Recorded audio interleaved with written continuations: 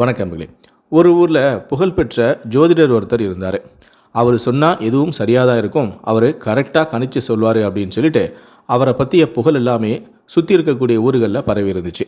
ஒரு நாள் சாயந்தர நேரத்தில் பக்கத்து ஊரை சேர்ந்த ஒரு ஏழை விவசாயி ஒருத்தர் தன்னுடைய ஜாதகத்தை எடுத்துக்கிட்டு ஜோதிடரை பார்க்குறதுக்காக வராரு. ஜோதிடர்கிட்ட தன்னுடைய ஜாதகத்தையும் கொடுத்து கணிக்க சொல்கிறாரு. உடனே அந்த ஜோதிடரும் அந்த ஏழைக்கிட்ட இருந்து அந்த ஜாதகத்தை வாங்கி கணித்து பார்க்கவும் ஆரம்பிக்கிறாரு. அதில் கிடைச்ச தகவல்கள் அந்த ஜோதிடருக்கு அதிர்ச்சியை ஏற்படுத்தியிருக்கு. காரணம், அன்றைய தினமே இரவு சரியாக 8 மணி அளவுக்கு அந்த ஏழைக்கு மரணம் ஏற்படக்கூடிய ஒரு பெரிய கண்டம் இருக்கிறதையும் அவர் கண்டுபிடிக்கிறாரு. அந்த 8 மணி ஆகிறதுக்கு இன்னும் சில மணி நேரங்களே இருந்திருக்கு. ஜோதிடர்கிட்ட விவசாயி கேட்குறாரு, என்ன ஜோதிடரே, ஜாதகத்தையும் என்னையும் திரும்ப திரும்ப பார்த்துட்டு இருக்கீங்களே, ஏதாவது பிரச்சனையா அப்படின்னு சொல்லி அந்த விவசாயி ஏழை விவசாயி ஜோதிடர்கிட்ட கேட்குறாங்க. அதுக்கு பற்றி அந்த ஏழைக்கிட்ட சொல்ல வேணாம் அப்படின்னு சொல்லி அந்த ஜோதிடரும் முடிவு பண்ணுறாரு. உடனே அந்த ஜோதிடர் அந்த விவசாயிக்கிட்ட சொல்கிறாரு, ஐயா, இன்றைக்கி எனக்கு கொஞ்சம் முக்கியமான வேலை ஒன்று இருக்குது, இப்போ தான் அது எனக்கு ஞாபகத்துக்கு வந்துச்சு. நீங்கள் வேணும்னா ஜாதகத்தை எங்கிட்ட கொடுத்துட்டு நீங்கள் போங்களேன், நான் சரியாக கணிச்சு வைக்கிறேன், நாளைக்கு காலையில் மறுபடியும் நீங்கள் வாங்க அப்படின்னு சொல்கிறாரு. உடனே அந்த ஏழை விவசாயியும் ஜோதிடரும் ஏதோ முக்கியமான ஒரு வேலை இருக்குன்னு வர சொல்கிறாரு. நாமளும் இப்போவே கொஞ்சம் பார்த்து சொல்லுங்களேன்னு சொன்னால் அவர் அவசரத்தில் அதை சரியாக கணிக்காமல் விட்டுருவார். அதனால் நம்ம கொஞ்சம் பொறுமையாகவே நாளைக்கு காலையிலே கூட வாங்கிக்கலாம். நம்ம ஜோதிடரை அவசரப்படுத்தக்கூடாது, அவர் நிதானமாக அவருடைய வேலையை முடிச்சுக்கிட்டே அவர் கணிச்சு சொல்லட்டும் அப்படின்னு சொல்லிட்டு, சரி ஜோதிடரே, நான் நாளைக்கு காலையில் வரேன் அப்படின்னு சொல்லிட்டு அவர் கிளம்பி போகிறாரு. ஜாதகம் பார்க்க வந்த அந்த ஏழை விவசாயிக்கும் குழப்பம் ஏற்பட்டுச்சு. ஏன் ஜோதிடர் உடனே கணிச்சு சொல்லலை அப்படின்னு சொல்லி குழப்பத்துடனே எஞ்சி போகிறாரு. ஜோதிடர் மறுநாள் வர சொன்னதால் சரி வருகிறேன் அப்படின்னு சொல்லிட்டு அங்கேருந்து கிளம்பி போகிறாரு. அங்கேருந்து போன பிறகு விவசாயி அங்கிருந்து வெளியேறியதுமே ஜோதிடருடைய மனைவி அடுப்படியிலிருந்து வெளியே வராங்க. அவங்க ஜோதிடர்கிட்ட கேட்குறாங்க, நீங்கள் சொன்னதை நான் கேட்டுக்கிட்டு தான் இருந்தேன், ஜோதிடம் பார்க்க வந்தவரை நாளைக்கு ஏன் நீங்கள் வாங்கன்னு சொல்லணும், ஏன் நீங்கள் அவரை திருப்பி அனுப்ப வச்சிங்க அப்படின்னு சொல்லி அவருடைய மனைவி ஜோதிடர்கிட்ட கேட்குறாங்க. இப்போது வந்துட்டு போகிறாரு, இவரோட ஆயுள் இன்றைக்கி இரவோடவே சரியாக 8 மணிக்கு முடிய போகுது.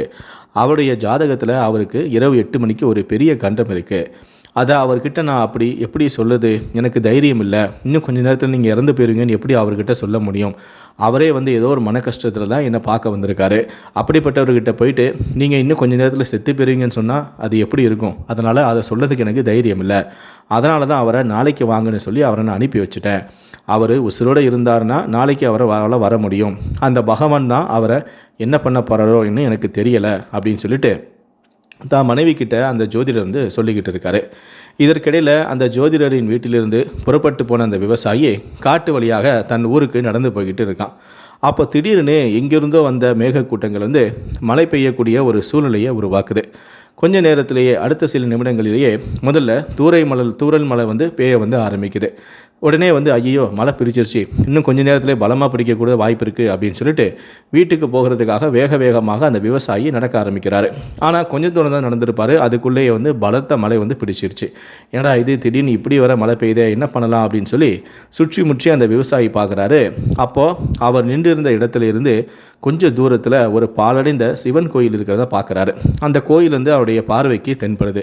சரி, நம்ம விசாமல் அந்த கோயிலில் போய் கொஞ்சம் நேரம் போய் இருக்கலாம், மழை விட்ட பிறகு நம்மளுடைய ஊருக்கு போகலாம் அப்படின்னு சொல்லிட்டு உடனே அந்த விவசாயி அந்த கோயிலை நோக்கி ஓடி போகிறாரு. அந்த கோயிலுக்கு முன்பு இருந்த மண்டபத்தில் போய் மலைக்காக ஒதுங்கி நின்று அந்த கோயிலையே சுற்றி வேடிக்கை பார்த்துட்ருக்காரு. அந்த மண்டபத்தில் நின்றபடியே அந்த சிவன் கோயிலை உற்று பார்க்கும்போது தான் அவர் பல விஷயங்களை கவனிக்கிறாரு. கோயிலுடைய பெரும்பாலான பகுதிகள் சேதமடைஞ்சும் இருக்குது. கவனிப்பார் யாரும் இல்லாமல் இந்த கோயில் இருக்குது. அந்த காட்சியை பார்த்த அந்த விவசாயியுடைய மனத்துக்குள்ளே ரொம்ப வருத்தம்.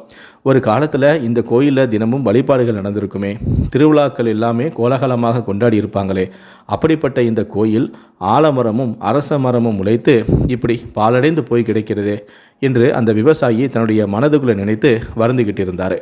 எனக்கு நிறைய பணம் கிடைச்சா இந்த கோவிலை புதுப்பிக்கக்கூடிய வேலையை தான் நான் முதல்ல செய்வேன் அப்படின்னு சொல்லிட்டு மலைக்காக ஒதுங்கிய அந்த விவசாயி அந்த கோயிலுடைய நிலைமையை பார்த்து தான் மனசுக்குள்ளேயே நினச்சிக்கிட்டே இருந்தார்.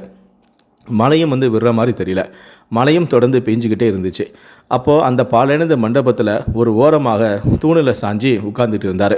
ரொம்ப தூரம் நடந்து வந்த களைப்பால் அங்கே போய் கொஞ்சம் நேரம் உட்கார்ந்துட்டு இருந்தார். களைப்பின் காரணமாக லேசாக அப்படியே அவர் கண்ணும் அயர்ந்துட்டார்.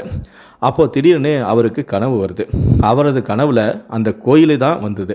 அந்த கனவில் அவர் என்ன நினச்சபடியே கொஞ்ச நேரத்துக்கு முன்னாடி தான் அந்த கோவிலை பற்றி நினச்சிக்கிட்டு இருந்தார். என்கிட்ட காசு வந்துச்சுன்னா இந்த கோயிலை நான் சரி பண்ணுவேன், இந்த கோயிலுக்கு நான் திருவிழா நடத்துவேன் அப்படின்னு நினச்சிட்டு இருந்தால, அதுதான் அவருடைய மனசுலேயும் வந்து அவருடைய கனவாகவே வருது.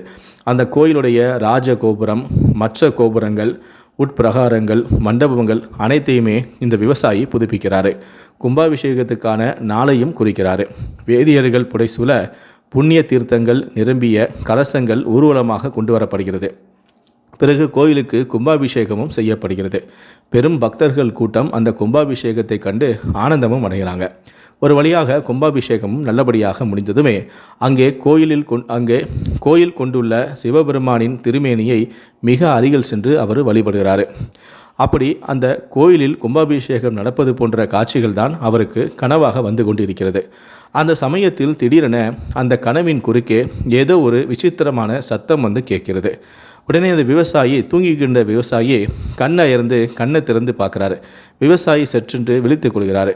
அப்போ அவர் கண்ணை திறந்து பார்க்கும்போது அவர் இருந்த இடத்துல அவருக்கு மேலே அந்த பாலடைந்த மண்டபத்திலிருந்து ஒரு பெரிய கருநாகம் ஒன்று படம் எடுத்தபடியே அவரை கொத்த தயாராக நிற்குது. இதை பார்த்ததுமே அந்த விவசாயி பதறி அடிச்சுக்கிட்டு அங்கிருந்து எழுந்து ஓடுறாரு. அந்த கனவே அந்த பாலடைந்த மண்டபத்திலிருந்து எழுந்து வெளியே ஓடி வராரு.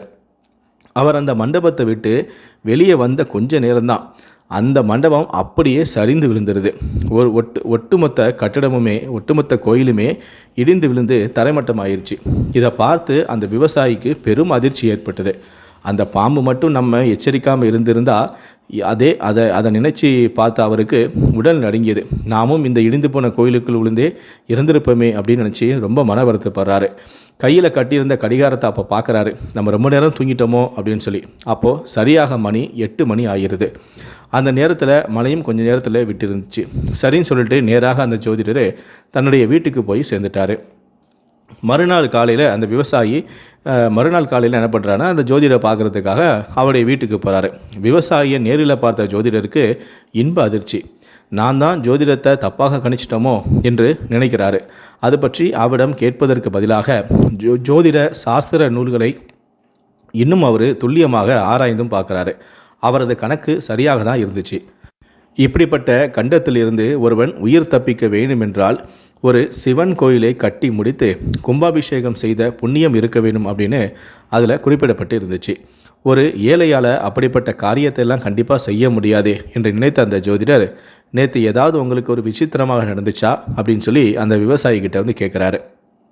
அப்போ தான் அந்த விவசாயி தனக்கு நடந்த விஷயத்தை எல்லாத்தையுமே சொல்கிறாரு. அந்த பாலடைந்த கோவிலை கும்பாபிஷேகம் செய்வது போல எனக்கு கனவு வந்தது என்றும் அதன் தொடர்ச்சியாக அந்த பாலடைந்த மண்டபமும் இடிந்து தரைமட்டமானது என்றும் தெரிவித்தார். ஒரு பாம்பால் தான் உயிர் பிழைத்தேன் எனவும் அவர் கூறினார். அப்போதுதான் அந்த ஜோதிடருக்கு எல்லா உண்மையுமே புரிந்தது. தெய்வ பணி பற்றிய கற்பனையும் கனவும் கூட ஒருவருக்கு ஏற்பட உள்ள இடையூறுகளையும் துன்பங்களையும் போக்குகிறது என்பதை நமக்கு உணர்த்துகிறது இந்த கதை. நாம் மனதார செய்யக்கூடிய தெய்வ காரியங்கள் அந்த மரணத்தையே தள்ளி போடுகின்றன என்பதையும் நாம் இதன் மூலமாக உணர்ந்து கொள்ளவும் முடிகிறது. இந்த வீடியோவை பற்றிய உங்களுடைய கருத்துக்கள் என்ன அப்படிங்கிறத கீழே இருக்கக்கூடிய கமெண்ட் செக்ஷனில் மறக்காமல் சொல்லுங்கள். முடிந்த அளவுக்கு இந்த வீடியோவை மற்றவங்களுக்கும் ஷேர் பண்ணுங்கள். மேலும் இது போன்ற பல வீடியோக்களை பார்க்கணும் அப்படின்னு வச்சிங்கன்னா மறக்காமல் சொல்ல சப்ஸ்கிரைப் பண்ணுங்கள். நன்றி, வணக்கம்.